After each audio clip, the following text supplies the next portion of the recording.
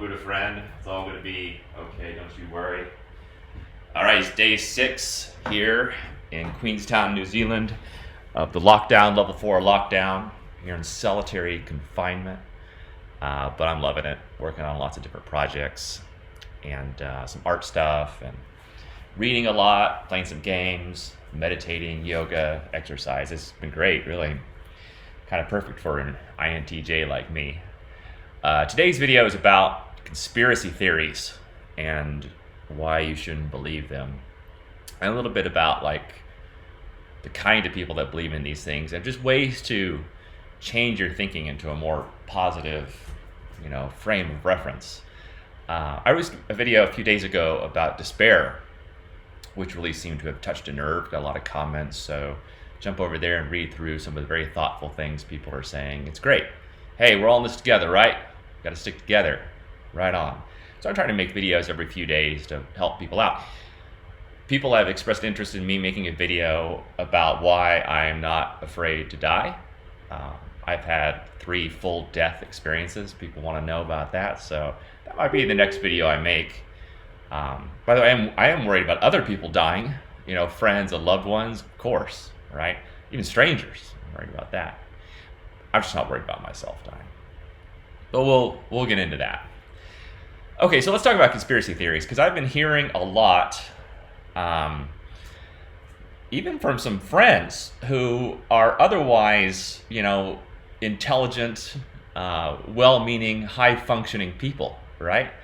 And I think, oh man, it's not good.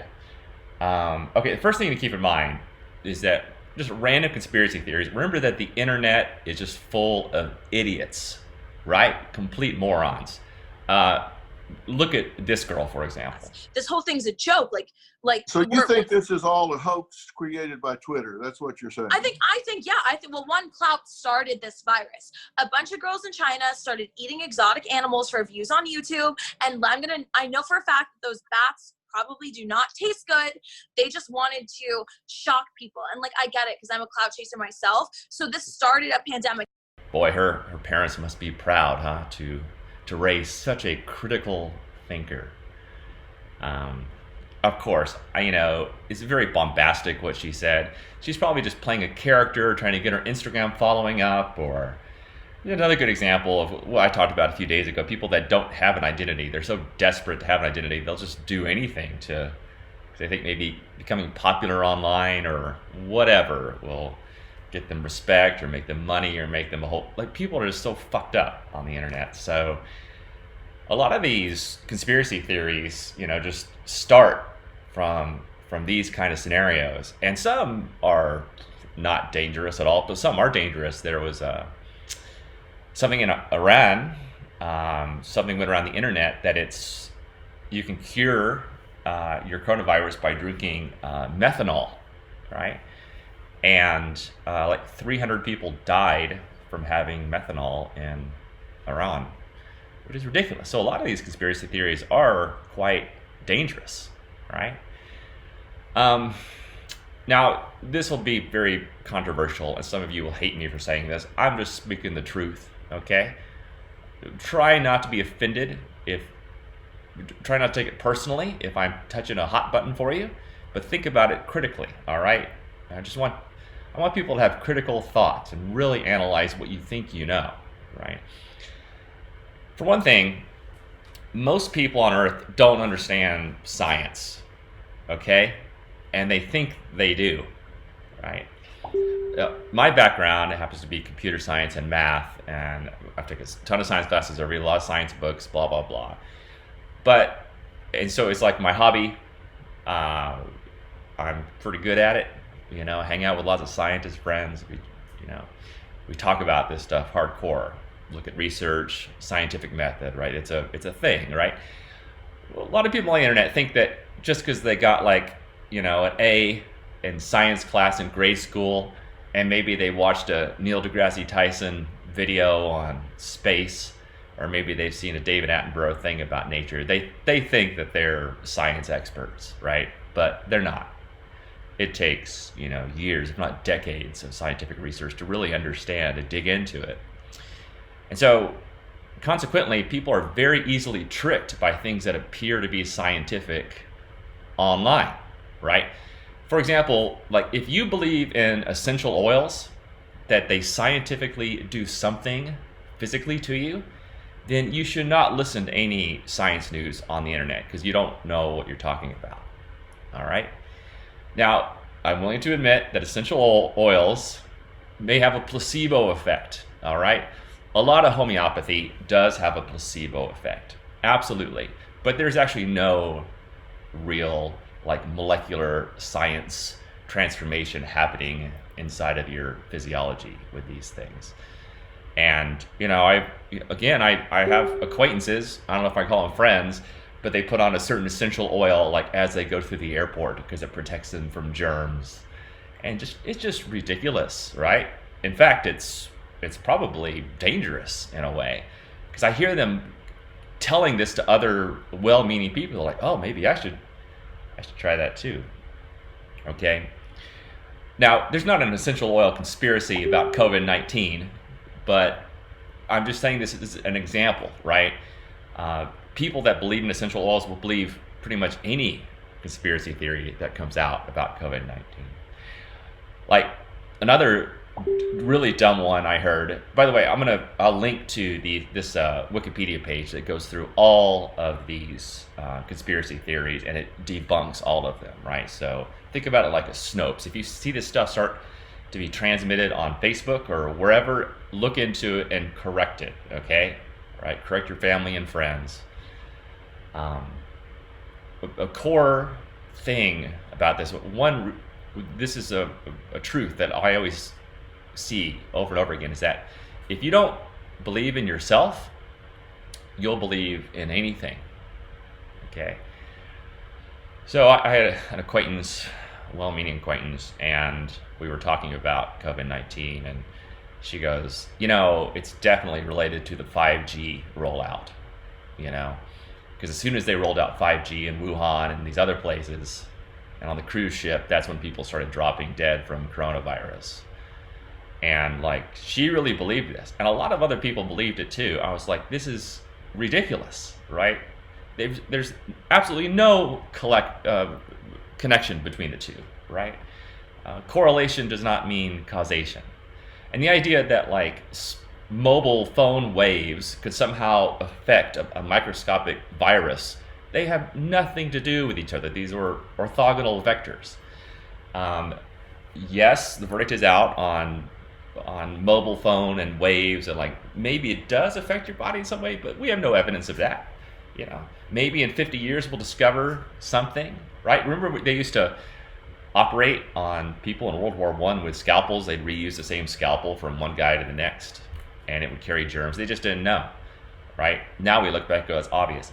It's possible something like that may happen with cell phone stuff or Wi-Fi, but right now we don't have any evidence of it, and we don't really see any real scientific connection. But so people will like use these mysterious things to tie things together, right? And then I was even talking about that too. I try to give combating evidence, right? And I say, well, what about the flu epidemic in 1918, right? They didn't roll out like 3G then. And then this person said, well, didn't they release some other technology around then, like trains or locomotion? I was like, oh God. So people will try to, tie these things together. Like it must be caused by something, right? Okay, here's another fun resource I'm going to put in. Facebook is doing a really good job at popping some of these ridiculous theories that get passed around by Facebook morons. And you can go through here and just see all the fake news, right? People will put anything up, right? Like for example, look at this one, coffins of coronavirus victims. These are coffins from a boat disaster in 2013. So people just spread this stuff. Now let's talk about the motivations for spreading this kind of nonsense. I think most people are well-meaning. They don't want to spread bad information, but they get emotionally caught up in it, and they think they're doing something helpful, but they don't really think it through. That's one motivation. Another one is people just want to get a reaction because, like if you put like emotional stuff up, you're going to get lots of likes and comments and interaction. That reeks of being a bit desperate for attention, I think. That's probably a bit more of a character flaw situation. But overall, there's another motivation that really drives a lot of this conspiracy theory stuff if you really get into the psychological analysis of it. And this, you can see this for yourself if you watch the Flat Earth documentary on Netflix. I think it's called Behind the Curve. All right.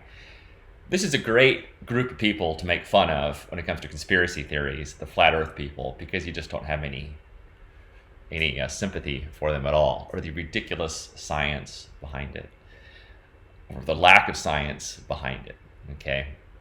And now, of course, Flat Earth has nothing to do with COVID-19, but it does in a kind of analog kind of way, because people that believe in Flat Earth, they also might believe in some of these conspiracy theories around COVID-19, like it was created as a biological weapon by China or the US or whatever, which of course there's no evidence for that either. So this documentary about the Flat Earth, it does analyze these kind of people, like why do they believe in this stuff? Because these are generally kind of smart people, they're not total fuck-ups in life, they pay their taxes, they go to the grocery store, they take care of their kids. These are high-functioning adults who have this really strange belief system in this conspiracy theory. And the analysis basically is, and this sounds harsh, this sounds judgy, I'm not like that, but the analysis basically is that a lot of time these are like losers in life, and they're victims. They feel like the world is out to get them. Maybe their relationships are shit, they're not making any money, they've lost their job. Sometimes it tends to be, this is not universally true, but a big cluster of them tend to be like men in their 30s, 40s, and 50s. Sometimes they're divorced. They don't have a group they belong to, and they're just kind of searching for a group. And they're willing to suspend disbelief just to be part of a group, some kind of support group, right? And it's true, there are a lot of people out there that feel completely victimized by the world. Now, I will grant them this one thing, that the system out there is fucked up, right? Our system of living, of government and capitalism and all this stuff. It is very easy to have the cards stacked against you, all right? By the way, this doesn't mean that I'm anti-government or anti-capitalist or whatever. I do think the system is fucked up. And I actually have a video coming out about that. Because I hope after all this happens that we do have some kind of evolved form of society, some capitalism 2.0, which is like more loving and more one with the environment. I don't think we need to blow up the whole system, but it is a bad system, and it does exploit a lot of people, and that's shit, right? And sometimes these exploited people, they do become victims, or they think of themselves as victims, and they start this very negative thought cycle. So they think, oh, the universe and the world is out to get them individually or to get a certain class of people. But that may be a byproduct, but there's no grand plan, right? There's not a bunch of rich billionaires sitting in a smoky room coming up with ways to exploit people. There's no Illuminati. There's no grand conspiracy theory. But people take solace in that. They think like, oh, well, my life is shit, so someone must be doing this to me, or a group must be doing this to me. And that's just not the case, right? In fact, if you think about it, some of these things are so ridiculous, like the Flat Earth people, like people that would be promoting this idea of a spherical Earth, like NASA. Like, what is their objective? What do they hope to gain by tricking people into thinking that it's a three-dimensional spherical Earth? What's their end game? There's none, right? You can come up with some end games for these other conspiracy theories, right? But there's no. It's so. I remember one thing my dad told me. I don't know what we're talking about, Kennedy assassination or the moon landing or whatever, and like he's like Trey. He goes, I know a lot of people at high levels, people in the government, and these people are not good at keeping secrets. It takes a lot of smart people to maintain a conspiracy, right? And this just doesn't happen. And there are smart people in the government. There's some good meaning people in the government, but they're not. You're giving the government way too much credit if you think they can pull off one of these giant conspiracy theories, or even bigger, like a worldwide conspiracy theory. Can you imagine like Trump and Macron and Merkel like all in a room saying like, let's figure out how to trick 5 billion people. And they're like, oh, here's a great plan.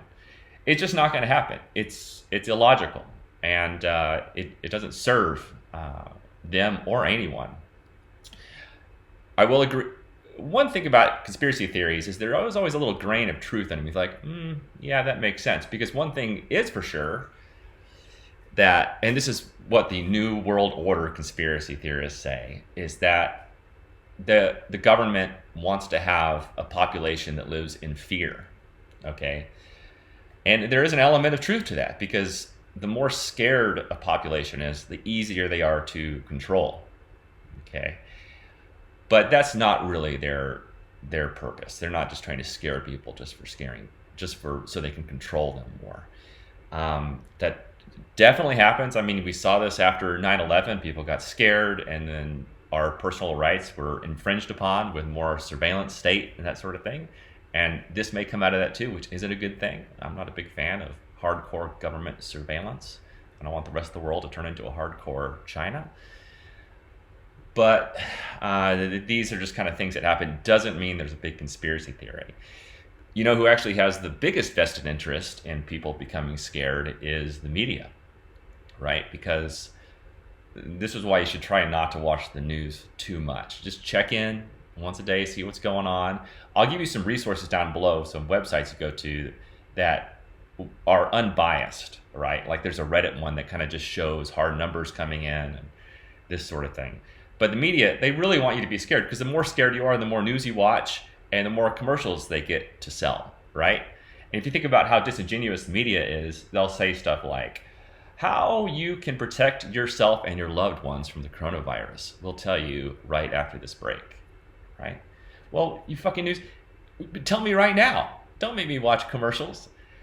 It's so obvious when you think about it. They do it under the guise of helping you. We want to help you and your loved ones survive this. But really, they're just trying to sell ads and make sure that you watch as much as possible, and you can get trapped in this. I know people that since 9/11, they just watch the news way too much, and it's a very negative thought cycle. It's not good, okay? So if you're finding yourself in these negative thought cycles and you think the world is out to get you, it's not, okay? The world is not happening against you. The world is happening for you. All right. So think about a mind shift like this. Stay positive.